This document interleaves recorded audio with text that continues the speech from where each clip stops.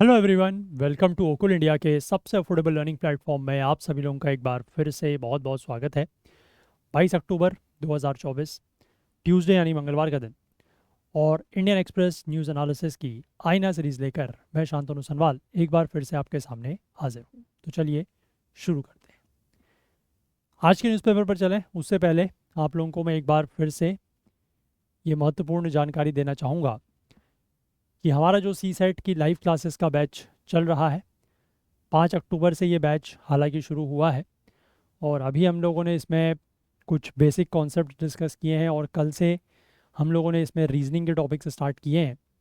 तो अगर आप लोग में से कोई अभी भी इंटरेस्टेड है, कुछ सीट्स क्योंकि अभी भी बची हुई हैं इस बैच में, तो अगर आप में से कोई इंटरेस्टेड है तो नीचे डिस्क्रिप्शन में दिया हुआ एक लिंक, उसके थ्रू जाके आप इसकी डिटेल्स चेकआउट कर सकते हैं। और अगर इंटरेस्टेड हैं तो एनरोल भी कर सकते हैं। ओनली 999 में आपको ये बैच जो है वो प्रोवाइड किया जा रहा है। और अगर आपको के मन में कोई डाउट है, कोई क्वेरी है किसी भी बात को लेकर, तो यहाँ पर एक व्हाट्सएप नंबर दिया गया है 9150449990। चाहे तो आप इस पर कांटेक्ट कर लीजिएगा। इसके थ्रू आपके जो भी डाउट्स हैं, जो क्वेरीज हैं, वो रिजॉल्व कर दिए जाएंगे। आगे बढ़ने से पहले मैं आप लोगों से एक बार फिर से रिक्वेस्ट करना चाहता हूँ कि आप में से जो भी लोग इन सेशंस को यूट्यूब पर देखते हैं और आपको किसी भी तरीके की कोई हेल्प या मदद इन सेशंस के थ्रू मिल रही है, तो मैं आप लोगों से रिक्वेस्ट करना चाहूँगा कि प्लीज़ कुछ ना कुछ कंट्रीब्यूट करने की कोशिश आप लोग ज़रूर करें, सो दैट उससे ये फ़ायदा होगा कि थोड़ा सा हमारी भी हेल्प होगी एंड डेफिनेटली इसका लॉन्ग टर्म बेनिफिट आप लोगों के लिए ये रहेगा कि ये जो सेशंस हैं वो इसी तरीके से यूट्यूब पर लंबे समय तक चल पाएंगे। ठीक है, चलिए अब हम लोग चलते हैं आज के न्यूज़पेपर पर और आज के जो इम्पोर्टेंट आर्टिकल्स हैं उन पर नज़र डालते हैं। तो यहाँ पर फ्रंट पेज पर लिखा गया है कि India and China reach agreement on patrolling along LAC, stage set for Modi and Xi meeting at BRICS summit. ठीक है, तो यहाँ पर बताया जा रहा है कि जो लाइन ऑफ एक्चुअल कंट्रोल है उसके अलोंग जो पेट्रोलिंग पॉइंट्स हैं उनको लेकर भारत और चाइना के बीच में कुछ समझौता या कुछ एग्रीमेंट जो है वो हो गया है। और कौन कौन कहाँ कहाँ पर किस तरीके से पेट्रोलिंग करेगा, है ना, उसकी यहाँ पर बात की गई है। ठीक है, ये चीज़ें यहाँ पर समझाई गई हैं। हालांकि ये जो मतलब इसको लेकर अगर हम बात करें एक मैप बेस्ड क्वेश्चन की जो बन सकता है या बनना चाहिए, बट वो ऑलरेडी पूछा जा चुका है अभी हाल ही में। जब ये 2020 के बाद गलवान वैली वाला इशू हुआ था, उसके बाद वो एक map based question UPSC already पूछ चुका है। तो उसके चांसेस अब ऑलमोस्ट निल है कि वापस से उसी रीजन में से क्वेश्चन जो है वो एक पूछा जाएगा, खासकर मैप बेस्ड। और बाकी इसमें ऐसा और कुछ खास बात यहाँ पर नहीं है। और एक चीज़ मैं आपको और बता दूं कि ब्रिक्स की समिट जो है वो आज से शुरू हो रही है, that is in Kazan. Kazan आपको रशिया में मिल जाएगा। ठीक है, रशिया की जो राजधानी है दैट इज़ मॉस्को, उसके थोड़ा सा अगर आप राइट की तरफ देखेंगे तो there you will find Kazan. अच्छा, अब मेरा यहाँ पर आपसे एक सवाल है जिसका जवाब आप लोग मुझे कमेंट सेक्शन में देंगे। इस साल आपको याद होगा कि जनवरी के महीने में ब्रिक्स का एक्सपेंशन हुआ था। कुछ नए देश जो हैं वो ब्रिक्स में इंक्लूड किए गए थे, शामिल किए गए थे। आप मुझे उनका नाम बताइएगा, क्योंकि उस एक्सपेंशन के बाद ये ब्रिक्स की पहली समिट है। ठीक है, तो आप मुझे नाम बताइएगा कि वो जो ब्रिक्स के नए मेंबर्स हैं जो इस साल जनवरी में इंक्लूड हुए हैं, जनवरी 2024 में, वो कौन कौन है। ठीक है, वो नाम आप मुझे कमेंट सेक्शन में बताइएगा। चलिए आगे बढ़ते हैं। इसके बाद यहाँ पर जो ये बात लिखी गई है, after Naidu Stalin talks of larger families and links it to delimitation. ठीक है, ये बेसिकली आंध्र प्रदेश और तमिलनाडु कुछ इस तरीके की बात कर रहे हैं कि मतलब आंध्र प्रदेश वाले ये कह रहे हैं कि उनके वहाँ की जो पॉपुलेशन है वो एजिंग हो रही है, मतलब एजिंग पॉपुलेशन बढ़ रही है। ठीक है, और तमिलनाडु वाले ये बात कर रहे हैं कि हमारे वहाँ की पॉपुलेशन कम हो रही है। अब ये क्यों ऐसी बात कर रहे हैं और इन्होंने इसको डिलिमिटेशन से क्यों जोड़ा है, ये हम लोग एक्सप्लेन पेज पर देखेंगे। वहाँ पर एक आर्टिकल है, वहाँ पर इसको समझेंगे। फिलहाल आगे बढ़ते हैं। बीच के पेजेस में सच कोई खास न्यूज़ नहीं है। ठीक है, आगे बढ़ते हैं। एक आर्टिकल है ये वाला, दैट इज़ एडिटोरियल पेज पे सी राजा मोहन का आर्टिकल है, बर्लिन और दिल्ली का रिकनेक्शन। ठीक है, एक बार इसको मैं थोड़ा सा भी, मैंने बहुत ज़्यादा इसको रीड नहीं किया, मैं एक बार इसको रीड करूँगा और मोस्ट प्रोबेबली इसकी समरी ठीक है, इसकी समरी मैं आप लोगों को टेलीग्राम चैनल पर दे दूंगा, वहाँ से आप इसको एक बार देख लीजिएगा। ठीक है, मतलब पूरा आर्टिकल एज इट इज़ भी और साथ में समरी भी, अगर कुछ इंपॉर्टेंट होगा यहाँ पर तो। ठीक है, चलो आगे बढ़ते हैं। एक्सप्लेन पेज पर आएंगे। एक्सप्लेन पेज पर हमें 4 आर्टिकल्स डिस्कस करने हैं। एक बेसिकली जम्मू कश्मीर का जो गांदरबल डिस्ट्रिक्ट है, जहाँ पर अभी आपको मैंने कल बताया था कि 7 लोगों को, एक इंफ्रास्ट्रक्चर कंपनी के 7 एम्प्लॉयज़ को मारा गया है। तो वहाँ पर एक बेसिकली एक टनल, एक सुरंग बन रही है जिसका नाम है जेड मोड़ टनल, है ना। क्या है ये और स्ट्रेटेजिकली क्यों इंपॉर्टेंट है, इसके बारे में बात करेंगे। अगला ये जो आर्टिकल है, that is the population question, ये वही है जो मैं आपको आंध्र प्रदेश और तमिलनाडु का जिक्र कर रहा था अभी फ्रंट पेज पे, वो है। इसके बाद यहाँ पर एक माइक्रोस्कोपिक वॉर्म का जिक्र है, दैट इज़ सी एलिगेंस, जिसके ऊपर कई सारे साइंटिस्ट ने, रिसर्चर्स ने स्टडी की है और उनको उसके बदले में they have received a Nobel prize, तो उसके बारे में यहाँ पर बात होगी। और एक आर्टिकल नीचे जो है वो अबाउट सैटेलाइट स्पेक्ट्रम है। ठीक है, क्योंकि सैटेलाइट स्पेक्ट्रम के ऑक्शन को लेकर अभी कुछ बातें पिछले हफ्ते कही गई हैं। तो सैटेलाइट स्पेक्ट्रम क्या होता है और क्यों ज़्यादातर देश जो है वो ये प्रेफर करते हैं कि इसका ऑक्शन या बोली ना लगे, तो वो हम लोग यहाँ पर चीज़ें देखेंगे। ठीक है, तो ये बेसिकली हमारे आज के जो 4 आर्टिकल्स हैं जिनके ऊपर हमें मेनली फोकस करना है। तो एक एक करके इनको देखना शुरू करते हैं। काफ़ी इजी आर्टिकल्स हैं, आसानी से आपको समझ में आएंगे। तो सबसे पहले अगर हम बात करें तो ये वाला आर्टिकल मैं आपको बताया था कि मिलिटेंट्स जो हैं, जो उग्रवादी हैं, उन्होंने 7 लोगों को जम्मू कश्मीर के गांदरबल डिस्ट्रिक्ट में संडे की इवनिंग को मारा। कल मैंने आपको ये बात बताई थी। अटैकर्स ने फायर ओपन की, मतलब उनको मारना शुरू किया, उनके ऊपर हमला करना शुरू किया at a camp site housing workers of APCO Infratech. ठीक है, एपको इंफ्राटेक के वो वर्कर्स थे, उनके ऊपर बेसिकली उन्होंने फायरिंग वगैरह की। और ये बेसिकली एपको इंफ्राटेक जो है वो एक कंस्ट्रक्शन फर्म है जो कि स्ट्रेटेजिकली वाइटल या स्ट्रेटेजिकली इम्पोर्टेंट जेड मोड़ टनल बना रही है श्रीनगर ले हाईवे पर। तो यहाँ पर से सबसे पहली जो बात है, मतलब इस तरीके के आर्टिकल्स में से ना कभी कभी किसी को ये लगता है कि कौन सी न्यूज़ इम्पोर्टेंट है, किस तरीके से इम्पोर्टेंट है। तो सबसे पहली बात आपको ये याद रखना है कि ये जो जेड मोड़ टनल है ये श्रीनगर और ले हाईवे पर बनी हुई है। ठीक है, ये आपके लिए इम्पोर्टेंट पॉइंट है। अब इसके बाद आगे बात करें, अब ये टनल क्या है, तो देखिए 6.4 किलोमीटर की ये लंबी टनल है। कनेक्ट करती है the town of Kangan to the tourist spot of Sonamarg in central Kashmir Ganderbal district. ठीक, टनल जो है इसको गगनगीर विलेज के निकट बनाया जा रहा है, जो कि रफली 10 किलोमीटर है सोनमर्ग से। और टनल का ये जो नाम पड़ा है, दैट इज़ जेड मोड़ टनल, ये कहाँ से पड़ा है? From the Z shape stretch of road at the location of its construction. देखो यहाँ पर एक मैप दिया गया है, हालांकि छोटा सा मैप है बट आई थिंक आपको शायद समझ में आएगा। देखो यहाँ पर आपको ये दिख रहा है, रुको मैं जितना इसको जूम कर सकता हूँ मैं करूँगा। देखो यहाँ पर आप इसको देखो, ये आपको रोड दिख रही है। मैं इसको यहाँ पर आपको ये वाली जो कलर है, दिस इज दिस कलर, ये आपको रोड दिख रही है। ठीक है, तो ये बेसिकली एक तरीके से कुछ रफली आप कह सकते हो जेड तरीके का शेप है। और ये वाले जो लाइन है, ठीक है, ये जो बना हुआ है दिस इज़ योर टनल, ये यहाँ पर टनल बन रही है। ठीक है, ऐसे करके ये टनल बन रही है। क्लियर? तो इसलिए इसको कहा गया है जेड मोड़ टनल। तो यहाँ से आपको 2 चीज़ें जो मैंने आपको बताई, एक तो ये श्रीनगर ले हाईवे पर बन रही है और दूसरा इसका नाम ऐसा इसलिए पड़ा है क्योंकि जिस तरीके के रोड के, मतलब रोड का जो टुकड़ा है जहाँ पर ये बन रही है वो जेड शेप का है। ठीक है, अब इस टनल की, इस सुरंग की इम्पोर्टेंस क्या है? देखो स्ट्रेटेजिकली वाइटल है, ये स्ट्रेटेजिकली काफ़ी इंपॉर्टेंट है। जो श्रीनगर ले हाईवे है, ठीक है, जो जिसको हम कहते हैं national highway 1, is one of the only 2 roads that connect Ladakh to the rest of the India. ठीक है, मतलब लद्दाख को भारत से, मतलब अन्य पूरे भारत से जोड़ने के लिए सिर्फ 2 ही रास्ते हैं।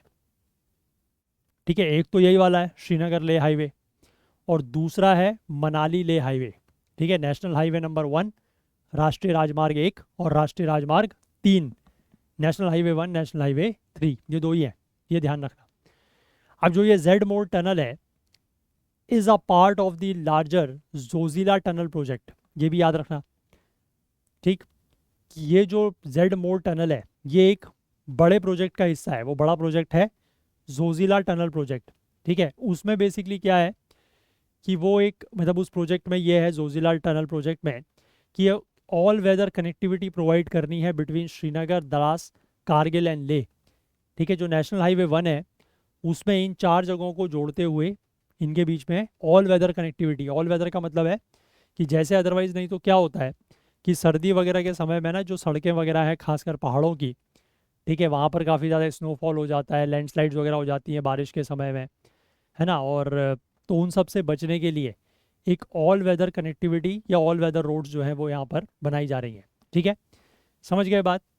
अब यहाँ पर क्या लिखा है देखो, करेंटली अगर अभी की हम बात करें तो दोनों ही नेशनल हाईवे 1 और नेशनल हाईवे 3 ये विंटर के समय, सर्दियों के समय जो है ये बंद हो जाते हैं। ठीक है, अब ये जो स्ट्रेच ऑफ रोड जिसको जेड मोर टनल बाईपास करेगा ये 8,500 फीट की ऊंचाई पर स्थित है, और विंटर में ये बंद रहता है कई महीनों तक क्योंकि यहाँ पर बहुत ज़्यादा बर्फ़ पड़ती है। ठीक है, तो बर्फ़ से रास्ता पूरा ढक जाता है वो, तो इसलिए बंद रहता है रास्ता। और यहाँ पर एवलांचेस का भी डर रहता है। एवलांचेस मतलब जैसे जो हिमस्खलन होता है, ठीक है, लैंड्स का जो मूवमेंट होता है वो आपने देखा होगा, that is known as landslides, है ना। तो उसी तरीके की जो आपके पहाड़ों में बर्फ़ वगैरह जम जाती है और वो बर्फ़ जब टूट के गिरती है तो that is known as avalanches. अब ये जो इससे होता क्या है, इससे जो टूरिस्ट हैं, ठीक है, जो सोनमर्ग वगैरह जो टूरिस्ट आते हैं उनको काफ़ी ज़्यादा असुविधा होती है, वो रास्ते वगैरह में बहुत ज़्यादा फंस जाते हैं। कई बार आपने देखा होगा, अभी तो खैर नहीं, सर्दियों के समय में ये इस तरीके की न्यूज़ बड़ी फ्रीक्वेंट हो जाती है।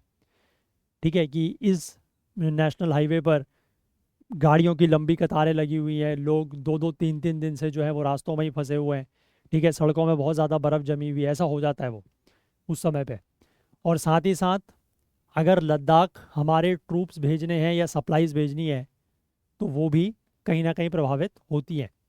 अब लद्दाख जो है वो स्ट्रेटेजिकली वाइटल है, वो लद्दाख भी बहुत इंपॉर्टेंट है इंडिया के लिए क्योंकि इंडियन फोर्सेस यहाँ पर डिप्लॉयड है पाकिस्तान के अगेंस्ट सियाचिन ग्लेशियर में, और जो तुर्तुक सब सेक्टर है जो बेसिकली पाकिस्तान ऑक्यूपाइड कश्मीर के बल्टिस्तान से लगता है वहाँ पर, और उसके बाद ईस्टर्न लद्दाख में चाइना के अगेंस्ट वाइड स्प्रेड बहुत ज़्यादा डिप्लॉयमेंट है, और ख़ासकर जब से 2020 में ये गलवान क्लैशेस हुए हैं उसके बाद से तो ये बढ़ गया है।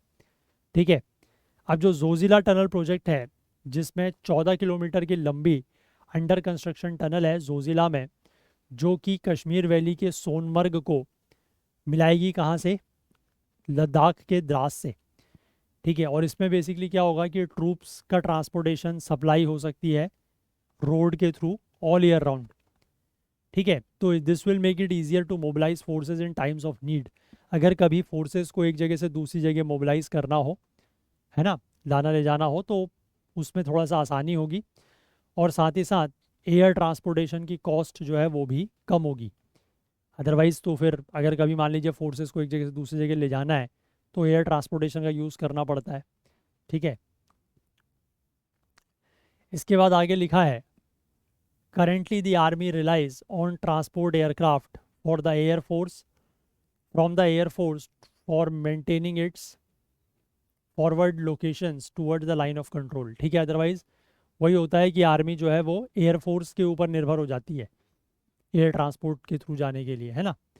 अब इसके बाद लिखा है कि व्हेन डिड ये जो जेड मोर टनल प्रोजेक्ट है ये कब शुरू हुआ और कब ये पूरा होगा, इसकी क्या उम्मीद है कब पूरा होने की। तो ये जो टनल प्रोजेक्ट है इसको ओरिजिनली कंसीव किया गया था, मतलब इसका आइडिया बीआरओ को आया था 2012 में, बॉर्डर रोड्स ऑर्गेनाइजेशन को। बीआरओ ने इसका कंस्ट्रक्शन का जो कॉन्ट्रैक्ट है वो टनल वे लिमिटेड को दिया था। हालांकि ये प्रोजेक्ट को बाद में टेक ओवर कर लिया गया national highways and infrastructure development corporation limited के द्वारा। उन्होंने इस प्रोजेक्ट को फिर से दोबारा इसका टेंडर किया और कॉन्ट्रैक्ट जो है वो एप्को इंफ्राटेक को मिल गया। ठीक है, प्रोजेक्ट ओरिजिनली जो है वो कंप्लीट होना था अगस्त 23 तक, लेकिन कई सारे कारणों की वजह से ये डिले हो गया। वैसे भी इतने बड़े प्रोजेक्ट्स हैं, वो जनरली जो बिल्कुल डिफाइंड टाइमलाइंस होती हैं उसमें पूरे नहीं हो पाते हैं। अब इस टनल की जो सॉफ्ट ओपनिंग है वो इस साल के फरवरी में की गई थी। सॉफ्ट ओपनिंग का मतलब है कि थोड़ा बहुत वहाँ से जो ट्रांसपोर्टेशन है उसको चालू करके देखा गया। At the moment the tunnel project is almost complete, ये ऑलमोस्ट कंप्लीट है। हालांकि अभी जम्मू कश्मीर में चुनाव थे, विधानसभा के चुनाव थे, तो वहाँ पर मॉडल कोड ऑफ कंडक्ट, आदर्श आचार संहिता लगी हुई थी।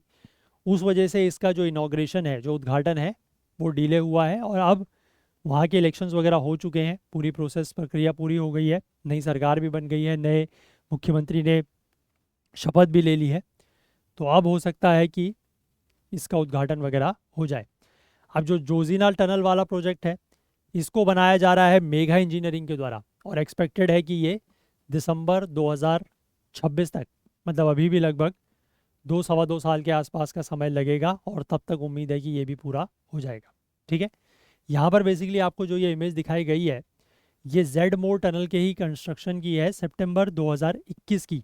ये आज की इमेज नहीं है, ठीक है, 2021 की इमेज है ये। अब तो ऑलमोस्ट बताया जा रहा है कि कंप्लीट हो चुकी है, और बहुत जल्द इसका इनॉग्रेशन या उद्घाटन भी हो जाएगा। क्लियर है बात? चलिए आगे देखें, नेक्स्ट आर्टिकल पर चलते हैं। इस वाले को आप लोग इकोनॉमी में लेंगे, इंफ्रास्ट्रक्चर के टॉपिक में।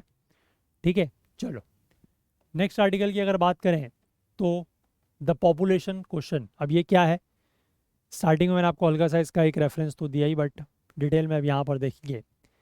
यहाँ पर अभी क्या हुआ है कि जो आंध्र प्रदेश के चीफ मिनिस्टर हैं, मुख्यमंत्री हैं, that is an Chandrababu Naidu, उन्होंने ये कहा है कि उनकी सरकार जो है वो काम कर रही है एक कानून को लाने के ऊपर, जिसमें क्या किया जाएगा कि जो वहाँ के, मतलब उनके राज्य के जो रेसिडेंट्स हैं, उनको कुछ इंसेंटिव्स दिए जाएंगे। और किस लिए दिए जाएंगे? अगर वो क्या करते हैं, अगर वो ज़्यादा बच्चे पैदा करते हैं तो यहाँ पर उनका ये कहना है कि we are already in deficit, कि हमारे वहाँ पॉपुलेशन वैसे ही कम है, और having less than 2 children leads to the rapid decline of the young population. और अगर 2 से कम बच्चे होते हैं तो इससे यंग पॉपुलेशन बहुत तेज़ी से डिक्लाइन होती है, ऐसा इनका यहाँ पर कहना है। अब इसके बाद यहाँ पर ये लिखा है कि जब इनसे पहले पूछा गया कि सदर्न स्टेट्स के जो कंसर्न है, ठीक है, सदर्न स्टेट्स में इस तरीके के कंसर्न रहते हैं कि उनकी पॉपुलेशन जो है वो कम है, तो इसका असर पार्लियामेंट में जब डिलिमिटेशन होगा तो उसका बाद इनकी रिप्रेजेंटेशन में असर पड़ेगा। क्योंकि पार्लियामेंट में जब अब डिलिमिटेशन होगा ना, इसके बाद मतलब अब जो भी नेक्स्ट डिलिमिटेशन होगा, तो डिलिमिटेशन में बेसिकली क्या होता है कि पॉपुलेशन के आधार पर, ठीक है, बेस्ड ऑन दी पॉपुलेशन जो कंस्टिट्यूएंसीज है उनको बांटा जाएगा। और ऑब्वियस ही बात है कि जिस राज्य की पॉपुलेशन कम होगी वहाँ पर कम कंस्टिट्यूएंसीज आएंगी, कम कंस्टिट्यूएंसीज आएंगी तो ऑब्वियसली उनका रिप्रेजेंटेशन कम हो जाएगा। तो जब इनसे इस बारे में पूछा गया था तो इन्होंने ये कहा था कि साउथ इंडिया, यहाँ पर फर्टिलिटी रेट जो है वो काफ़ी कम है, यहाँ पर एजिंग का इशू भी ऑलरेडी फेस कर रहे हैं, और ग्रेजुअली नॉर्थ इंडिया जो है वो भी इससे प्रभावित होगा। तो एक तो ये बात हो गई। अब मंडे यानी कल के दिन तमिलनाडु के जो चीफ मिनिस्टर हैं एम के स्टैलिन, उन्होंने भी यहाँ पर इस बात को लेकर एक मजाक के अंदाज में, है ना, एक जोक के रूप में एक बात ये कही है कि जो पोटेंशियल रिडक्शन है साउथ इंडियाज स्टेट का पार्लियामेंट्री सीट्स में, वो कम हो जाएगा, क्योंकि यहाँ के स्टेट्स, मतलब जो सदर्न स्टेट्स हैं, उनका ग्रोथ रेट काफ़ी कम है। तो उनका वही कहना है कि why not aim for 16 children, कि क्यों ना हम फिर 16 बच्चे पैदा करें, मतलब पॉपुलेशन को इतना बढ़ा लें कि हमारे जो रिप्रेजेंटेशन है वो बढ़ जाए। ठीक है, ऐसा इनका यहाँ पर कहना है, मतलब ये मजाक के तौर पर कह रहे थे। अब इसके बाद आगे देखिए कि व्हाट डू डेटा से on ageing and overall population size. Ageing को लेकर और ओवरऑल पॉपुलेशन की साइज़ को लेकर डेटा क्या बताता है। अब 2021 की सेंसस तो हुई नहीं है अभी तक, 24 भी ऑलमोस्ट कंप्लीट हो गया है, तो वो तो हुई नहीं है। तो हमारे पास जो सबसे ताज़ा मोस्ट रीसेंट पॉपुलेशन का प्रोजेक्शंस अवेलेबल है वो है 2020 की एक रिपोर्ट है of a technical group within the union ministry of health and family welfare. और उसमें ये बताया गया है कि India's population is projected to age with each passing year, कि हर बीतते हुए साल के साथ भारत की जो पॉपुलेशन है वो एज करती जाएगी, मतलब एजिंग पॉपुलेशन यहाँ पर बढ़ती जाएगी। 60 प्लस 60 प्लस वाला जो एज ब्रैकेट है उसका परसेंटेज या प्रपोर्शन जो है वो बढ़ता जाएगा। ठीक है, even though the increase in northern states will be smaller then in the south, लेकिन नॉर्दर्न स्टेट्स में ये जो राइज होगा 60 प्लस वालों का वो थोड़ा सा कम होगा, सदर्न स्टेट्स में ज़्यादा होगा। अब ऐसा इसलिए है क्योंकि सदर्न स्टेट जो है वो लोअर फर्टिलिटी रेट में नॉर्दर्न स्टेट से पहले पहुंच चुके हैं। जैसे एग्जांपल के तौर पर उत्तर प्रदेश जो है वहाँ पर प्रोजेक्टेड है कि रिप्लेसमेंट लेवल फर्टिलिटी वो सिर्फ अगले साल अचीव कर पाएगा। ठीक है, और आंध्र प्रदेश जो है ये रिप्लेसमेंट लेवल फर्टिलिटी को 20 साल पहले, उससे भी ज़्यादा पहले जो है अचीव कर चुका है। अब रिप्लेसमेंट लेवल फर्टिलिटी का मतलब क्या होता है? रिप्लेसमेंट लेवल फर्टिलिटी का मतलब होता है कि एक जीवन काल में, मतलब अपने पूरे लाइफ ड्यूरेशन के दौरान एक औरत, एक वाइफ, सॉरी मतलब एक औरत, एक स्त्री आप कह सकते हैं, एक फीमेल आप कह सकते हैं, वो कितने बच्चों को जन्म देती है। ठीक है, और अगर वो जो वैल्यू है, जो संख्या है, अगर वो 2.1 होती है तो उसको रिप्लेसमेंट लेवल फर्टिलिटी कहा जाता है। 2.1 इसलिए होता है क्योंकि जैसे एक आदमी, एक एक एक स्त्री, एक पुरुष एक स्त्री, ठीक, तो वो दो हैं। अब अगर वो एग्जैक्टली दो बच्चे पैदा करेंगे तो जो नेक्स्ट जनरेशन है that will exactly replace them. ठीक है, लेकिन उस वैल्यू को 2.1 इसलिए रखा जाता है क्योंकि जितने भी नए बच्चे पैदा होंगे not 100% of them are going to survive. ठीक है, उनमें से 100% तो सर्वाइव नहीं करेंगे, कुछ को हो सकता है कुछ बीमारी की वजह से या कुछ अदरवाइज भी कुछ की डेथ्स हो जाए, तो इसलिए वो वैल्यू को 2.1 रखा जाता है। और उसका मतलब यही है कि जो एग्जिस्टिंग पॉपुलेशन है उसको आने वाली पॉपुलेशन क्या कर रही है, एग्जैक्टली एक तरीके से रिप्लेस कर रही है, इसीलिए उसको रिप्लेसमेंट लेवल फर्टिलिटी कहा जाता है। तो ये जो रिप्लेसमेंट लेवल फर्टिलिटी है ये आंध्र प्रदेश जैसा राज्य आज से 20 साल से पहले अचीव कर चुका है और उत्तर प्रदेश इसको अचीव करेगा नेक्स्ट ईयर, ऐसा प्रोजेक्टेड है। ठीक है, अब इसके बाद आगे इस रिपोर्ट में और क्या क्या बातें प्रोजेक्ट की गई हैं।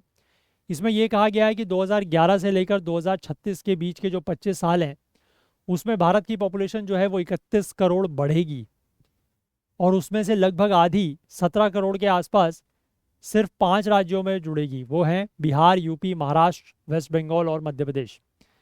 19% ऑफ द टोटल पॉपुलेशन का जो इंक्रीज होगा 2011 से लेकर 2036 के बीच में वो सिर्फ यूपी में होगा। तो आप समझिए यूपी में पॉपुलेशन का क्या बूम हो रहा है। ठीक है, मतलब जितनी पॉपुलेशन पूरे देश में बढ़ रही है उसका 1/5 आप कह सकते हैं that is only increasing in UP. इसके बाद जो 5 दक्षिणी राज्य हैं, 5 सदर्न स्टेट्स हैं, आंध्र प्रदेश, कर्नाटक, केरला, तेलंगाना और तमिलनाडु, इनका जो टोटल इंक्रीज होगा पॉपुलेशन में 2011 से लेकर 2036 के बीच में ये एक्सपेक्ट किया गया है ओनली 2.9 करोड़ या 9% के आसपास होगा। कहाँ ये 5 राज्य मिलके 9% कंट्रीब्यूट कर रहे हैं। ठीक है, और यहाँ ये यूपी केवल एक राज्य 19%, मतलब इसका दुगने से भी ज़्यादा। ठीक है, तो ऑब्वियस सी बात है कि नॉर्थ की पॉपुलेशन बढ़ेगी। अब इसके बाद आगे लिखा है विद डिक्लाइनिंग फर्टिलिटी, क्योंकि फर्टिलिटी डिक्लाइन कर रही है, और increasing life expectancy the number of older person in the population is expected to more than double from 10 crore in 2011 to 23 crore in 2036। और इनका जो शेयर है पॉपुलेशन में वो 8.4% से बढ़ के लगभग 15% के आसपास हो जाएगा।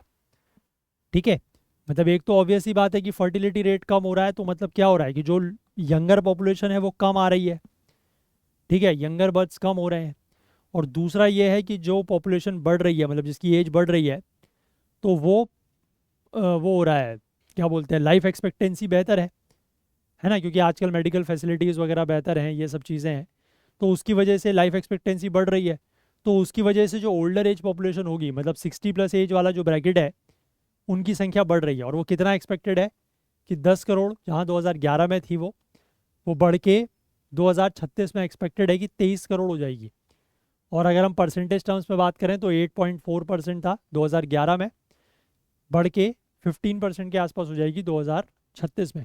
ठीक है, इसके बाद बात करें केरला की, तो केरला में जो लोअर फर्टिलिटी और मोर्टेलिटी रेट्स हैं ये बहुत पहले ही अचीव हो गए थे बाकी राज्यों से, लेकिन जो प्रपोर्शन ऑफ पर्सनस है above aged 60 years and older, ये वहाँ पर इंक्रीज़ करेंगे 23% जो 2011 में थे, बढ़ के 2036 तक 23%, ऑलमोस्ट 1 in 4 इंडिविजुअल्स। ठीक है, 23% का मतलब वही हो गया ना, लगभग आप कह सकते हैं 1/4 के आसपास, यानी कि हर 4 में से एक जो व्यक्ति होगा वो 60 साल से ऊपर का होगा। और वहीं अगर हम यूपी की पॉपुलेशन की बात करें तो यूपी की पॉपुलेशन कंपैरेटिवली यंगर है। ठीक है, 60+ वाले इंडिविजुअल्स का जो शेयर है वहाँ पर वो 2011 में 7% था यूपी में, और 2036 में बढ़ के ये 12% हो जाएगा, but still it is not as high as these states. इसके बाद आगे लिखा है कि why is an ageing population and a relatively smaller population are concern.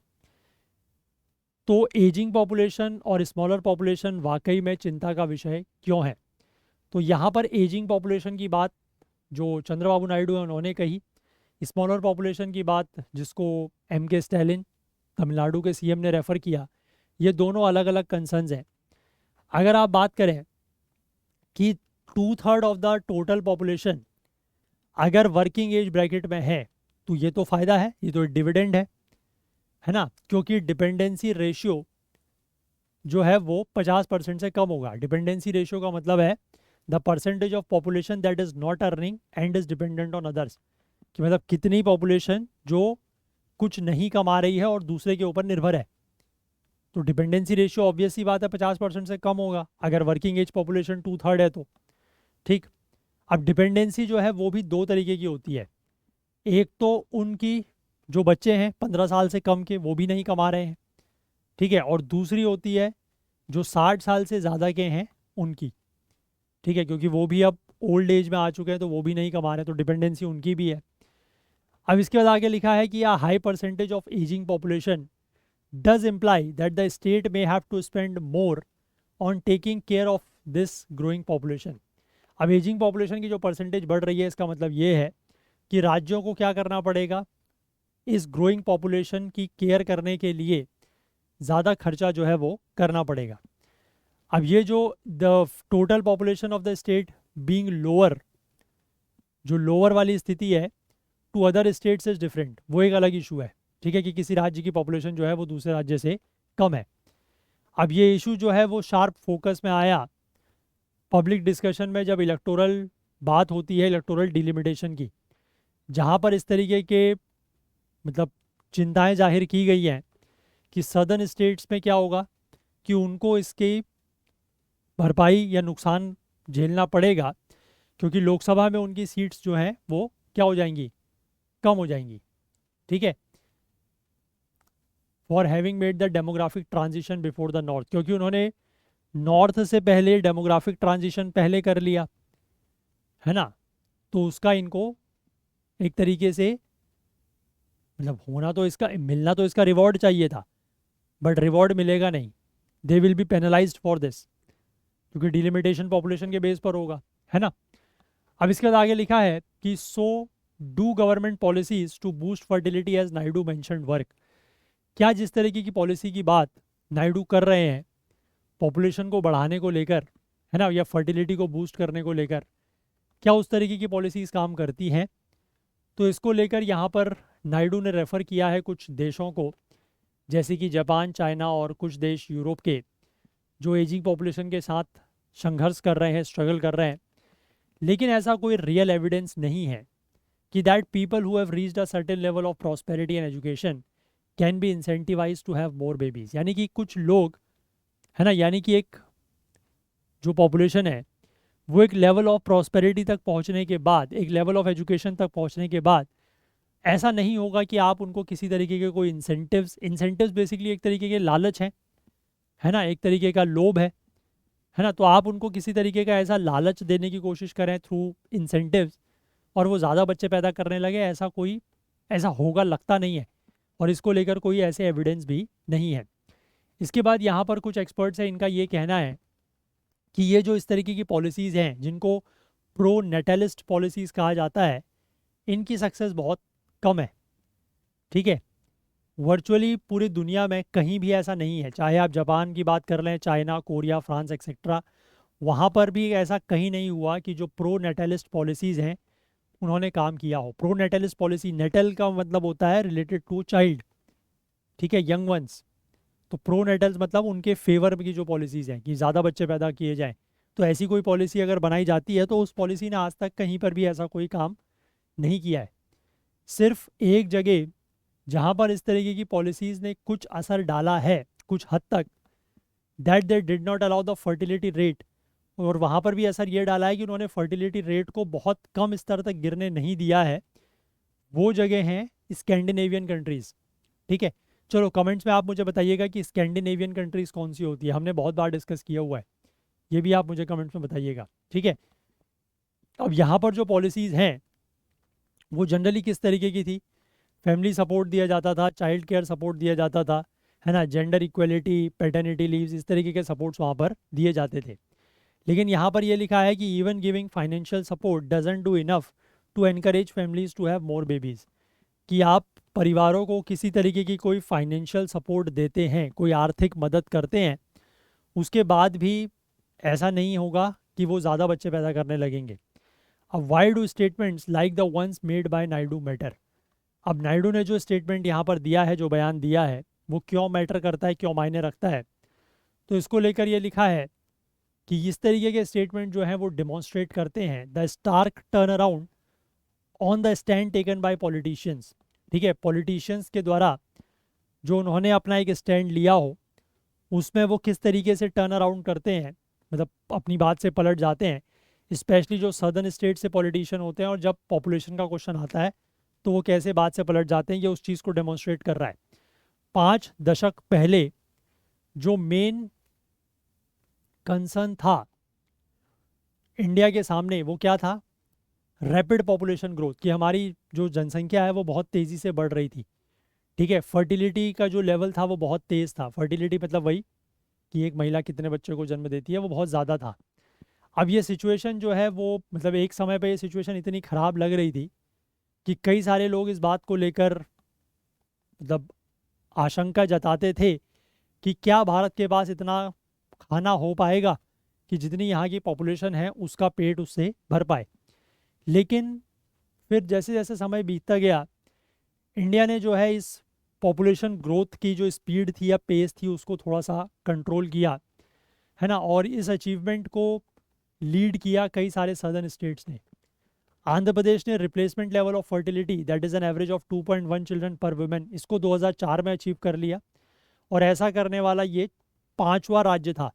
इससे पहले 4 राज्य जो हैं वो already replacement level of fertility को अचीव कर चुके थे। केरला ने सबसे पहले किया 1988 में, तमिलनाडु ने इसके बाद किया 2000 में, हिमाचल प्रदेश ने इसके बाद किया 2002 में, और बंगाल ने किया 2003 में, और 5वां राज्य बना आंध्र प्रदेश, जिसने इसको अचीव किया 2004 में। आंध्र प्रदेश में एक ऐसा लॉ हुआ करता था जिससे जो वहाँ के लोकल इलेक्शंस होते थे, आप उसमें पार्टिसिपेट नहीं कर सकते अगर आपके 2 से ज़्यादा बच्चे हैं तो। लेकिन जब नायडू आए तो उन्होंने इस लॉ को रिपील कर दिया, इसको हटा दिया। However while individual states are witnessing considerably lower levels of fertility than in the past, India's inherent population momentum has meant that it is now the most populous country in the planet. तो हालांकि जो individual states हैं, अगर हम वहाँ पर देखें तो फर्टिलिटी का लेवल पास्ट के हिसाब से, पहले के हिसाब से काफ़ी कम हुआ है, लेकिन इंडिया की जो इनहेरेंट पॉपुलेशन मोमेंटम है, जो इंडिया की पॉपुलेशन मतलब जो उसमें गति है, उसका मतलब ये है कि आज की डेट में इंडिया जो है वो सबसे ज़्यादा आबादी वाला देश है पूरी दुनिया में। अब इसके बाद अगला सवाल यहाँ पर ये है कि अगर इंसेंटिव्स काम नहीं करते, क्योंकि हमने देखा ना कि इंसेंटिव्स काम कर रहे हैं, ऐसा कहीं पर भी कोई एविडेंस या सबूत नहीं है। तो अगर इंसेंटिव्स काम नहीं करते हैं तो what is the way forward to address concerns about population? तो फिर पॉपुलेशन के जो कंसर्न्स हैं इनको एड्रेस करने का क्या तरीका है? तो इसको लेकर सिंपलेस्ट सॉल्यूशन यहाँ पर दिया गया है, that is internal migration. Internal migration मतलब विद इन द कंट्री एक जगह से दूसरी जगह जाना, दैट इज इंटरनल माइग्रेशन। तो वो इसका सॉल्यूशन उन्होंने बताया है। अब टोटल पॉपुलेशन के 3 कंट्रीब्यूटर्स होते हैं। एक है फर्टिलिटी, फर्टिलिटी का मतलब है कि कितने बच्चे पैदा हो रहे हैं, मोर्टेलिटी यानी कि कितने लोग मर रहे हैं, और तीसरा है माइग्रेशन। तो यहाँ पर ये कहा गया है कि माइग्रेशन जो है, जो ये डेमोग्राफिक ट्रांजिशन जो हुआ है, ठीक है, उसकी वजह से जो नॉर्थ और साउथ इंडिया के बीच में जो ये मिसमैच है, ठीक है, क्योंकि मतलब साउथ इंडिया ने ये डेमोग्राफिक ट्रांजिशन तेज़ी से कर लिया, लेकिन नॉर्थ इंडिया में ये इसको करने में टाइम लगा। तो जो ये डिफरेंस ऑफ पेस की वजह से या मिसमैच ऑफ पेस की वजह से जो ये इम्बैलेंस आया है, जो ये असंतुलन आया है, इसको कैसे बैलेंस किया जा सकता है? माइग्रेशन के थ्रू। और इस तरीके का माइग्रेशन जो है वो ऑलरेडी हो भी रहा है, और सदर्न स्टेट्स को जो है वो वर्किंग एज में लोग मिल रहे हैं। ये एक बड़ी अच्छी बात है। और भी देखो सदर्न स्टेट्स के लिए कि destination states don't have to spend on nurturing a younger population, their education etcetera, they can straight away benefit from the working age migrant population. अब जैसे किसी राज्य में अगर वहाँ के मतलब कोई बच्चा वहीं पैदा हो रहा है, तो वहाँ के राज्य के जो रिसोर्सेज हैं उस बच्चे के बड़े होने में, उस बच्चे के पढ़ाने में, है ना, वहाँ के रिसोर्सेज लगेंगे। लेकिन अगर किसी दूसरे राज्य में, सपोज करिए यूपी में कोई बच्चा पैदा हुआ, ठीक है, उसने वहीं अपनी पढ़ाई लिखाई करी, और उसके बाद वो किसी सदर्न राज्य में, सपोज कीजिए तमिलनाडु चला गया काम करने, तो तमिलनाडु का फ़ायदा क्या हुआ कि उसको उस बच्चे की जो परवरिश थी, है ना, उसमें कोई रोल प्ले नहीं करना पड़ा, उसमें उसके कोई रिसोर्सेज खर्च नहीं हुए, उसको डायरेक्टली एक ऐसा व्यक्ति मिल गया जो डायरेक्टली आके उसके वहाँ काम कर रहा है। तो ये भी फ़ायदा बताया गया है। अब इसके बाद ये कहा गया है कि ये वो मॉडल है जो यूनाइटेड स्टेट्स ने कई दशकों तक यूज़ किया है। उसके जो इमिग्रेंट्स हैं, उनका जो इकोनॉमिक आउटपुट है ना, उनकी जो फर्टिलिटी है, इन सब चीज़ों की वजह से अमेरिका का इकोनॉमिक डोमिनेंस पूरी दुनिया के ऊपर काफ़ी लंबे समय तक रहा है। इसके बाद आगे यहाँ पर ये कहा जा रहा है कि rather than having more children, the concern for India should be to boost the economic productivity of its labour force. ठीक है, ज़्यादा बच्चे होने से बेहतर ये है कि भारत के लिए चिंता का विषय ये होना चाहिए कि अपने जो लेबर फोर्स हैं, ठीक है, मतलब जो कामगार व्यक्ति हैं जो काम कर रहे हैं, उनकी इकोनॉमिक प्रोडक्टिविटी को बढ़ाया जाए, और साथ ही साथ ये इंश्योर किया जाए कि जो अभी ऑनगोइंग डेमोग्राफिक डिविडेंड चल रहा है उसका पूरे तरीके से उसको कैश आउट किया जाए, उसका पूरे तरीके से बेनिफिट लिया जाए। ठीक है, ये ना सोचा जाए कि ज़्यादा पॉपुलेशन करनी है, ज़्यादा बच्चे पैदा कर रहे हैं, उससे कुछ नहीं होगा। ठीक है, ऐसा इन्होंने यहाँ पर कहा है। अब वो तो देखो ऐसा है ना कि चाहे कोई भी लीडर हो, कोई भी नेता हो, वो कहने को तो कुछ भी बात कह देते हैं, ठीक है, क्योंकि उनको थोड़ा सा मतलब ये कह सकते हो कि लाइमलाइट में भी रहना होता है ना। तो उस तरीके की बात उन्होंने कही है। हालांकि स्टडीज़ ये बता रही हैं कि इस तरीके के इंसेंटिव से या इससे कहीं ऐसा आज तक हुआ नहीं है, कोई ऐसा सबूत नहीं है, कोई ऐसे एविडेंस नहीं है कि पॉपुलेशन कहीं की बड़ी हो। ठीक है, तो if even if they try, उससे होगा क्या, है ना, कोई फ़ायदा तो होगा नहीं, लग रहा है ऐसा। चलो इसके बाद अगला आर्टिकल देखते हैं, सी एलिगेंस। अब ये सी एलिगेंस बेसिकली देखो, इस साल का जब फिजियोलॉजी या मेडिसिन का नोबेल प्राइज़ रिसीव कर रहे थे मॉलिक्यूलर बायोलॉजिस्ट गैरी रुफकुन, तो उन्होंने कुछ मिनट बिताए किस में, उनका जो एक्सपेरिमेंटल सब्जेक्ट था, यानी कि जिसके ऊपर वो एक्सपेरिमेंट कर रहे थे, उसकी तारीफ़ करने में। और वो एक बहुत छोटा सा वॉर्म है जिसका नाम है वैसे साइनोर हैप्डिटिस एलिगेंस। ठीक, this is not this worm's first brush with international stardom, nor is it the first time C. elegans has been thanked for aiding award-winning work. ऐसा पहली बार नहीं है कि इस वॉर्म को, इस कीड़े को पहली बार जो है वो अंतर्राष्ट्रीय स्तर पर ख्याति प्राप्त हो रही है या इसकी तारीफ हो रही है ना, या फिर जो अवार्ड विनिंग है जो अवार्ड विनर्स हैं उन्होंने भी तारीफ की हो, ऐसा पहली बार नहीं हुआ है। लेकिन रुफकुन का जो अवार्ड है was actually the fourth Nobel prize resulting from C elegans research. C elegans के ऊपर जो रिसर्च की गई है उसको लेकर जो नोबल प्राइज़ मिला है, तो रुफकुन को जो अवार्ड मिला है वो चौथा ऐसा प्राइज़ है। ठीक है, इससे पहले 3 प्राइजेस और मिल चुके हैं। अब ये बहुत छोटा सा, यहाँ पर तो आपको जो इसकी इमेज दिखाई गई है इट्स, मतलब क्या बोलूँ मैं, इट्स वेरी लार्ज। ठीक है, अगर आप इसको नॉर्मल पेज साइज के हिसाब से भी देखें तो भी ये काफ़ी बड़ा दिख रहा है, बट एक्चुअल में अगर आप बात करें तो it is of just 1 millimetre, सिर्फ 1 मिलीमीटर का होता है। ठीक है, और नीमेटोड है ये। नीमेटोड बेसिकली जो नीमेटोडा फैमिली से बिलोंग करते हैं, है ना, जो भी आपके ये राउंड वॉर्म्स और रिंग वॉर्म्स वगैरह जितने भी अर्थ वॉर्म्स वगैरह हैं वो सब इसी से बिलोंग करते हैं। इसकी वजह, इसकी मदद से, मतलब इस वॉर्म की वजह की मदद से साइंटिस्ट जो हैं वो ये समझ पाए हैं कि किस तरीके से हेल्दी सेल्स को इंस्ट्रक्ट किया जाता है to kill themselves and how the process goes awry in AIDS, strokes and degenerative diseases. ठीक है, तो इस काम को जो है वो नोबल प्राइज़ मिला था फिजियोलॉजी और मेडिसिन में 2002 में। इसके बाद जो सेल्फ प्रोक्लेम्ड वॉर्म पीपल हैं इनको रिकॉग्नाइज किया गया नोबल कमेटी के द्वारा 2006 में फॉर डिस्कवरिंग जीन साइलेंसिंग। ठीक है, ये बेसिकली एक नई, पूरी नई क्लास ऑफ ड्रग्स का बेसिस बनता है, तो इसके लिए भी 2006 में नोबल प्राइज़ मिला है। उसके 2 साल के बाद केमिस्ट्री का प्राइज़ जो है वो ऐसे साइंटिस्ट को मिलता है जिन्होंने निमेटोड्स का यूज़ करके सेल्यूलर लैंटेन्स को इन्वेंट किया, जिसके थ्रू बायोलॉजिस्ट जो हैं वो सेल की इनर वर्किंग को देख पाए। ठीक है, तो इसको लेकर भी प्राइज़ मिला है। अब इसके बाद आगे यहाँ पर बात की गई है एक्सपेरिमेंटल ड्रीम। अब जो सी एलिगेंस का जो एक वर्च्यू है वो ये है इसकी सिंप्लिसिटी। ठीक है, जिसकी वजह से साइंटिस्ट जो हैं वो फंडामेंटल बायोलॉजिकल कंसेप्ट को लेकर जो उनके हाइपोथेसिस हैं, ठीक है, वो उनको टेस्ट कर पाते हैं। अब इसको टेस्ट करना, इसमें मतलब एक्सपेरिमेंट्स करना आसान इसलिए है क्योंकि इसमें सिर्फ 959 सेल्स होते हैं।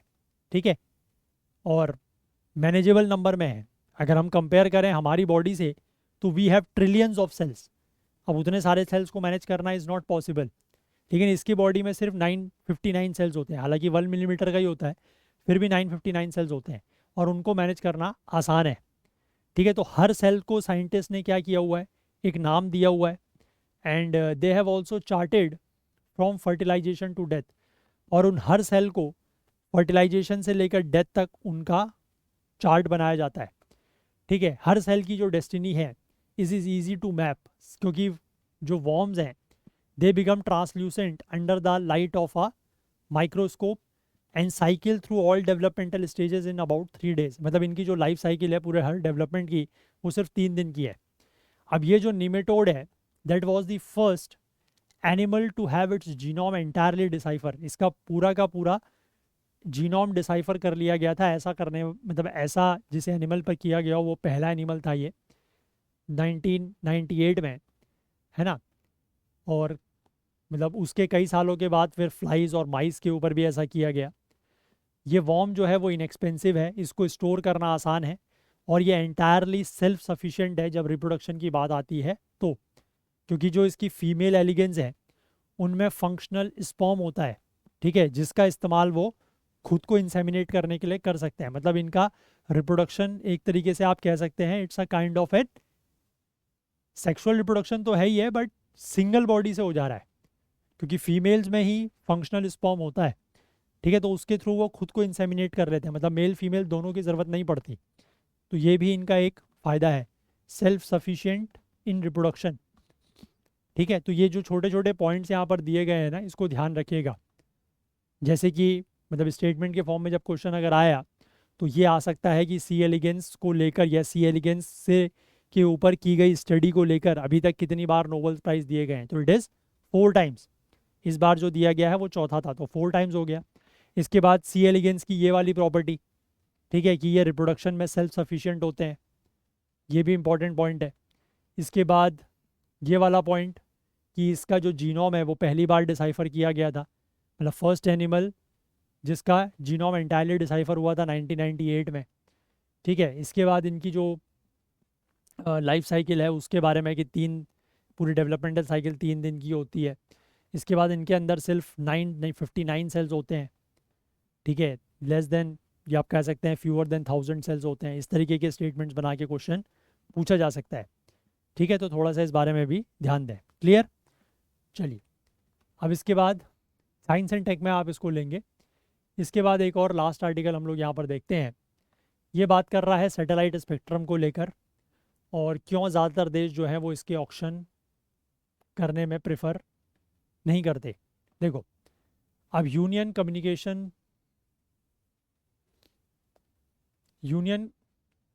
Union communication minister Jyotiraditya Scindia ने पिछले हफ्ते ये क्लैरिफाई किया है कि जो सैटेलाइट कम्युनिकेशन के लिए जो स्पेक्ट्रम है उसको एलोकेट किया जाएगा एडमिनिस्ट्रेटिवली, ठीक है, एडमिनिस्ट्रेटिव तौर पर उसका एलोकेशन होगा, rather than through an auction, ठीक है, ऑक्शन के थ्रू नहीं होगा।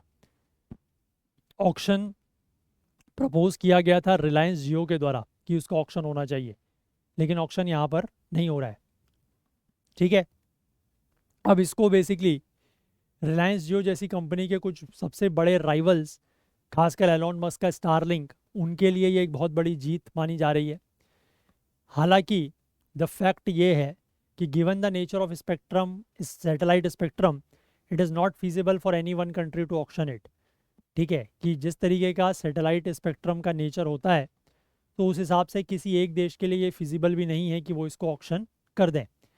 टेरेस्ट्रियल स्पेक्ट्रम की तरह, जो कि मोबाइल कम्युनिकेशन के लिए यूज़ किया जाता है, ठीक है, तो उसके अनलाइक स्पेक्ट्रम, ये जो सैटेलाइट स्पेक्ट्रम है इसकी कोई टेरिटोरियल लिमिट्स नहीं होती, ठीक है। इंटरनेशनल कैरेक्टर होने की वजह से सैटेलाइट स्पेक्ट्रम को कोऑर्डिनेट और मैनेज किया जाता है by the international telecommunication union के द्वारा। ये बेसिकली यूएन की एक स्पेशलाइज एजेंसी है। अब स्पेक्ट्रम फॉर सेटकॉम, सेटकॉम मतलब satellite communication, is part of the first schedule of the telecommunications act 2023, ठीक है। द स्पेक्ट्रम, जो स्पेक्ट्रम की बात हो रही है सैटेलाइट कम्युनिकेशन को लेकर, वो कहाँ पर मेंशन है? First schedule of the telecommunication act 2023, that is assignment of spectrum through administrative process. इसके बाद इसी एक्ट के सेक्शन 4(4) की अगर बात करें तो इसमें लिखा गया है कि टेलीकॉम स्पेक्ट्रम जो है वो असाइन किया जाना चाहिए ऑक्शन के through, except for entries listed in the first schedule, कि फर्स्ट शेड्यूल में जो एंट्रीज हैं उनके अलावा बाकी केसेस में हमेशा जो टेलीकॉम स्पेक्ट्रम है उसका क्या होना चाहिए? नीलामी होनी चाहिए, ऑक्शन होना चाहिए। लेकिन सिर्फ ऐसी एंट्रीज को छोड़ के जो फर्स्ट शेड्यूल में है, जिनके लिए असाइनमेंट जो है वो कैसे होना चाहिए? एडमिनिस्ट्रेटिव प्रोसेस के थ्रू। और ये वाला जो मैंने आपको बताया assignment of spectrum through administrative process, वहाँ पर सैटेलाइट स्पेक्ट्रम मेंशन है, ठीक।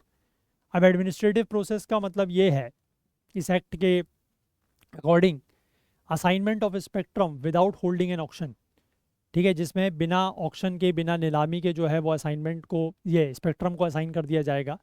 और ऑक्शन का मतलब है bid process for assignment of spectrum, कि स्पेक्ट्रम को असाइन करने के लिए अगर बिडिंग प्रोसेस होगी, वही बोली वगैरह लगाई जाएगी। नीलामी में क्या होता है? बोली लगती है ना, वही चीज़ है, ठीक है। इसके बाद आगे लिखा है द डिपार्टमेंट ऑफ टेलीकम्युनिकेशन, इसने ट्राई से ये कहा है कि वो एक ऐसी मेथडोलॉजी लेके आए स्पेक्ट्रम को असाइन करने को लेकर। अब एडमिनिस्ट्रेटिवली असाइन करना है तो ऐसा तो है नहीं किसी को भी दे देंगे, तो एक प्रोसेस उसकी होनी चाहिए, एक मेथडोलॉजी होनी चाहिए। अब ट्राई ने एक्सप्लोर किया कि जो प्राइसिंग मॉडल्स है फॉर द सर्विस, उसको इन्होंने एक्सप्लोर किया, और जियो ने जो है वो रेगुलेटर को ये सबमिट किया कि that administrative allocation may not be able to ensure a level playing field between satellite and terrestrial services, ठीक है। तो ये ऐसा यहाँ पर जियो ने अपनी बात कही है, ठीक है। इसके बाद आगे देखिए, आगे यहाँ पर लिखा है sitcom and it's benefit, satellite communication और उसके क्या क्या फ़ायदे या बेनिफिट्स हैं। तो सेटकॉम सर्विसेज, ये कुछ ऐसे सैटेलाइट्स का, मतलब एक एरे ऑफ सैटेलाइट्स, मतलब ग्रुप ऑफ सैटेलाइट्स का जो ऑर्बिट्स में है, उनका यूज़ करते हैं ग्राउंड पर कनेक्टिविटी प्रोवाइड करने के लिए। इनको अपना डेटा ट्रांसमिट करने के लिए किसी तरीके के वायर्स वगैरह की ज़रूरत नहीं होती है, and they are alternative to the ground based communication, ठीक है। जो ज़मीन पर आधारित कम्युनिकेशन है उसका ये एक ऑल्टरनेटिव है, जिसको टेरेस्ट्रियल नेटवर्क्स कहा जाता है, जैसे कि केबल, फाइबर या DSL जो होते हैं, डिजिटल सब्सक्राइबर लाइन, उसका ये ऑल्टरनेटिव है।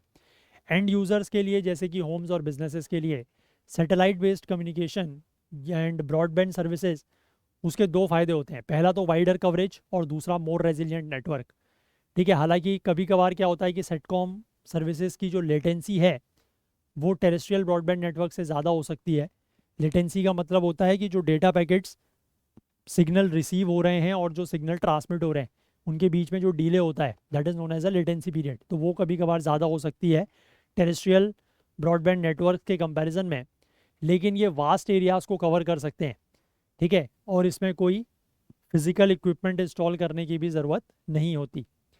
अब सैटेलाइट्स का जो यूज़ है वो अलाउ करता है कम्युनिकेशन नेटवर्क्स को रिमोट एरियाज़ में पहुंचने के लिए जहां पर मोबाइल टेलीफोनी एक्सेस नहीं हो सकती। It is generally understood that when sitcom services become more main stream, ये समझा जाता है कि जब सेटकॉम सर्विसेज जो हैं वो ज़्यादा मेन स्ट्रीम हो जाएंगी, मतलब ज़्यादा इनका यूज़ होने लग जाएगा, तो लो लाइंग और rural areas and areas prone to natural disasters will benefit from constant connectivity. कि ऐसे एरियाज़ जो रूरल एरियाज़ हैं या ऐसे एरियाज़ जहाँ पर नेचुरल डिजास्टर्स होते हैं उनको कांस्टेंट कनेक्टिविटी मिलेगी। क्योंकि जहाँ पर जैसे नेचुरल डिजास्टर्स वगैरह हैं तो कहीं पर जैसे अब कोई आपके नेटवर्क की लाइन वगैरह लगी है, वायर वगैरह है ना, कोई मतलब ये हो गया, पोल्स गिर गए, पेड़ गिर गया, तो उसकी वजह से वो तार वगैरह टूट गए तो वहाँ की कनेक्टिविटी चली जाती है। लेकिन सेटेलाइट बेस्ड होगा तो उससे ये चीज़ें नहीं रहेंगी, है ना, मतलब कनेक्टिविटी जारी रहेगी। अब satellite based internet is also believe to be more resilient than terrestrial based services, क्योंकि कंपैरेटिवली इनके ग्राउंड्स में जो कंपोनेंट है वो काफ़ी कम होते हैं, तो टेरेस्ट्रियल बेस्ड सर्विसेज से ये ज़्यादा रेजिलियंट माने जाते हैं।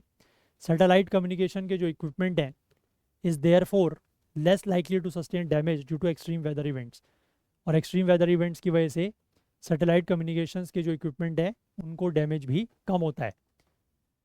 ठीक है, इसके बाद सेटकॉम सेक्टर यानी कि सैटेलाइट कम्युनिकेशन सेक्टर की अगर हम साइज़ की बात करें तो एक कंसल्टिंग फर्म है KPMG, इसने ये कहा है कि in a recent report the country's satcom sector, मतलब हमारे देश का जो सेटकॉम सेक्टर है करेंटली 2.3 बिलियन ईयर का है, ये 20 बिलियन का हो जाएगा, 20 बिलियन डॉलर का 2028 तक।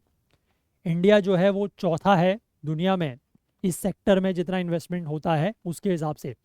एक इन्वेस्टमेंट बैंक है दैट इज़ मॉर्गन स्टैनली, उसने एस्टिमेट किया है कि रफली 290.4 million households in India are untapped with broadband.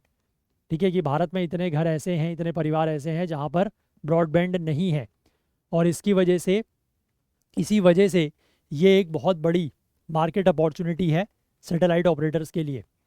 ठीक है, इसके बाद आगे लिखा गया है ऑक्शन वर्सेस एलोकेशन।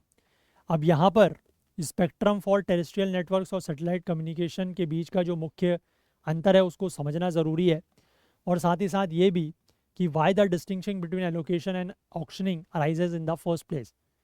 ठीक है, देखो, टेरेस्ट्रियल मोबाइल सर्विसेज के लिए स्पेक्ट्रम जो है वो एक्सक्लूसिव है। ठीक, और उसको सिर्फ एक ही मोबाइल ऑपरेटर के द्वारा किसी भी जोग्राफिकल एरिया में, जैसे होता है ना कोई मोबाइल टावर लगा दिया, अब वो किसी मोबाइल टावर है वो किसी एक ही कंपनी का होगा, कोई एक ही कंपनी उसको ऑपरेट करेगी, और वो एक पर्टिकुलर छोटे से जोग्राफिकल लोकेशन में ही, है ना, जोग्राफिकल एरिया में ही अपनी उसका यूज़ हो पाएगा।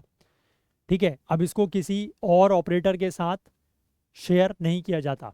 ठीक है, लेकिन सैटेलाइट्स के केस में जो सेम स्पेक्ट्रम है वो एक्सक्लूसिव नहीं है, और इसको मल्टीपल सैटेलाइट ऑपरेटर्स के द्वारा यूज़ किया जाता है सेम जोग्राफिकल एरिया में।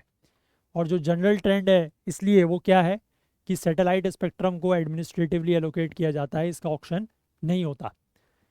ऑक्शन एक्सपेरिमेंट की बात करें तो कुछ देशों ने जैसे United states, Brazil, Saudi Arabia ने, इन्होंने इसका ऑक्शन किया पास्ट में। US और ब्राज़ील ने सैटेलाइट स्पेक्ट्रम का ऑक्शन किया ऑर्बिटल स्लॉट्स के साथ। हालांकि दोनों कंट्रीज़ ने वापस से फिर वो एडमिनिस्ट्रेटिव सिस्टम में ही आ गए जब उनको लगा कि ये जो ऑक्शन की प्रोसेस है ये सही काम नहीं कर रही है, इनफिजिबल है। US ने लास्ट कंडक्ट किया था, मतलब पिछली बार जो ऑक्शन कंडक्ट किया था सैटेलाइट स्पेक्ट्रम को लेकर, that was in 2004, 3 domestic orbital slots के लिए for broadcasting services. The annual regulatory fee for VSAT and equivalent C-band antennas operating in 12 GHz and 14 GHz frequencies is $595 पर लाइसेंस और authorisation. इसके बाद ब्राज़ील ने अपने जो रेगुलेटरी फ्रेमवर्क है उसको 2020 में अमेंड किया कि सैटेलाइट ऑक्शन को एडमिनिस्ट्रेटिव लाइसेंसिंग के साथ रिप्लेस किया गया।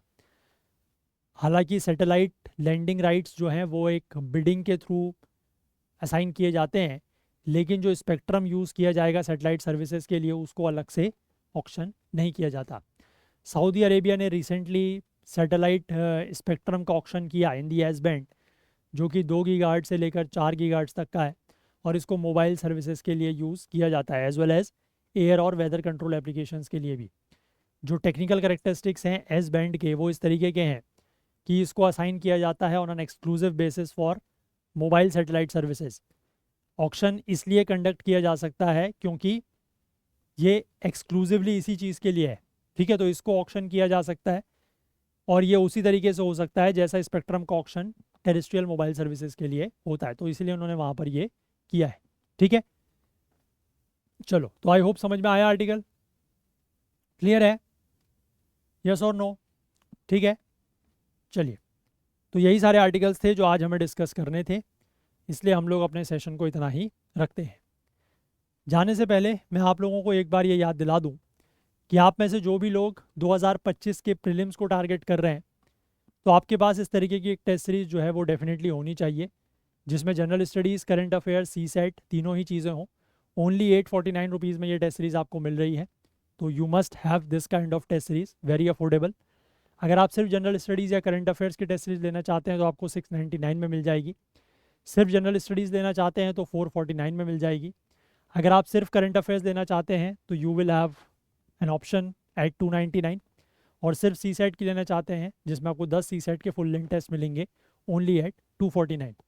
ये सारे के सारे जितने भी टेस्ट सीरीज़ वगैरह मैंने आपको बताई ये हमारे ऐप और वेबसाइट में लिस्टेड हैं, वहाँ से आप एनरोल कर सकते हैं।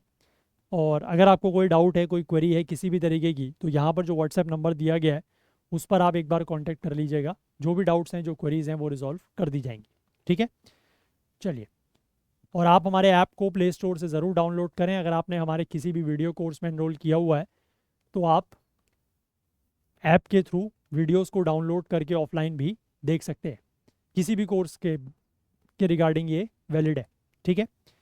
और जाने से पहले मैं एक बार फिर से आप लोगों से रिक्वेस्ट करना चाहूँगा कि अगर आप लोगों को हमारे एफर्ट्स हेल्पफुल लग रहे हैं, ये वीडियोस से आपको किसी तरीके की हेल्प हो रही है, तो प्लीज़ कुछ ना कुछ कंट्रीब्यूट करने की कोशिश ज़रूर करें, है ना। थोड़ा बहुत अमाउंट ही कंट्रीब्यूट करें, but this will definitely make a lot of difference, ठीक है। तो कुछ ना कुछ कंट्रीब्यूट ज़रूर करें। चलिए, तो अगर आपको आज का सेशन पसंद आया हो तो लाइक ज़रूर करें, ज़्यादा से ज़्यादा शेयर करें। आपसे कुछ मैंने क्वेश्चंस पूछे हैं, उनके जवाब मुझे कमेंट्स में ज़रूर दें, है ना। और बाकी अदरवाइज़ आप अपनी कोई और बात हम तक पहुंचाना चाहें तो डेफिनेटली वो भी पहुंचा सकते हैं। कुछ फीडबैक, सजेशंस देना चाहें डेफिनेटली दे सकते हैं। चैनल को सब्सक्राइब नहीं किया है तो मैं रिक्वेस्ट करूँगा वो भी ज़रूर करें, अपने फ्रेंड्स वगैरह से भी करवाएं। बेल आइकन प्रेस करना ना भूलें ताकि वीडियोस की नोटिफिकेशन आपको ऑन टाइम मिल सकें, और साथ ही साथ अपना प्यार, अपना सहयोग वो भी हमारे साथ बनाए रखें। हाईलाइटेड आर्टिकल्स आपको करंट अफेयर्स ओकुल्ट टेलीग्राम चैनल पर मिल जाएंगे, जिसका लिंक नीचे डिस्क्रिप्शन में दिया हुआ है, या फिर आप इसको करंट अफेयर्स ओकुल्ट सर्च करके भी ज्वाइन कर सकते हैं, या इस QR कोड को स्कैन करके भी ज्वाइन कर सकते हैं, ठीक है। चलिए, तो आज के लिए इतना ही रखते हैं, बाकी कल को फिर से मिलेंगे इंडियन एक्सप्रेस न्यूज़ एनालिसिस या आईना सीरीज़ के साथ। तब तक के लिए अपना बहुत बहुत ध्यान रखें। Please do take care of yourself. Thank you, have a nice day, bye bye.